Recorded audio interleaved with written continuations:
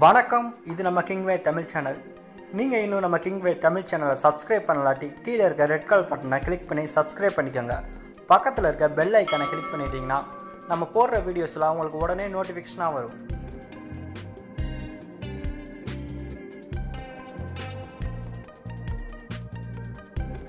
நம்ம சூர்யா அவர்கள் தற்போது செல்வராகவன் இயக்கத்தில் என்ஜிகே படத்தில் ரொம்பவே பிஸியாக இருக்காரு. மேலும் என்ஜிகே படத்தில் சூர்யா அவர்கள் ஜோடியாக சாய் பல்லவி, ராகுல் பீர்த்தி சிங் அப்படின்ட்டு 2 ஹீரோயின்கள் நடிச்சிட்டு இருக்காங்க.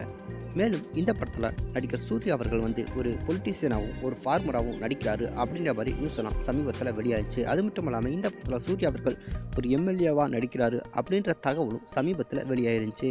இந்த நிலையில் தான் தொடர்ந்து என்ஜிகே படத்தோட இறுதிக்கட்ட பணிகள்லாம் ரொம்பவே விறுவிறுப்பாக நடந்துட்டு வருது.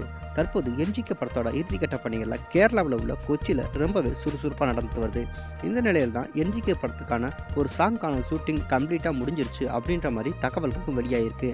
அது மட்டும் இல்லாமல் இந்த படத்தில் நடிகர் சூர்யாவிற்கு ஜோடியாக நடிச்சிருந்த ராகுல் பீர்த்தி சிங் நடிகர் சூர்யாவை பற்றி என்ன சொல்லியிருக்காங்கன்னு பார்த்தீங்கன்னா, சூர்யா அவர்களிடம் நான் நடிப்பை கற்றுட்டு இருக்கேன் அப்படின்ற மாதிரி தெரிவிச்சிருக்காங்க. மேலும் சூர்யா அவர்களோட நடிக்கிறது என்னுடைய நீண்ட நாள் கனவு தற்போது நினைவாயிருக்கு அப்படின்ற மாதிரியும் அவங்க தெரிவிச்சிருக்காங்க. நான் ஒவ்வொரு சீன்லையும் நடிகர் சூர்யா அவர்களை ரொம்பவே ஃபாலோ பண்ணிட்டு இருக்கேன். அவற்றிற்கு நான் நடிப்பை முழுமையாக கற்றுக்கிடுவேன் அப்படின்ற மாதிரியும் நடிகை ராகுல் பீர்த்தி சிங் தெரிவிச்சிருக்காங்க. மேலும் என்ஜிகே படத்தை நான் தமிழில் எனக்கு மிகப்பெரிய ஒரு திருப்பு முனை ஏற்படுத்தும் அப்படின்ற மாதிரி நான் மிகப்பெரிய நம்பிக்கை வச்சிருக்கேன் அப்படின்ற மாதிரியும் ராகுல் பீர்த்தி சிங் தெரிவிச்சிருக்காங்க.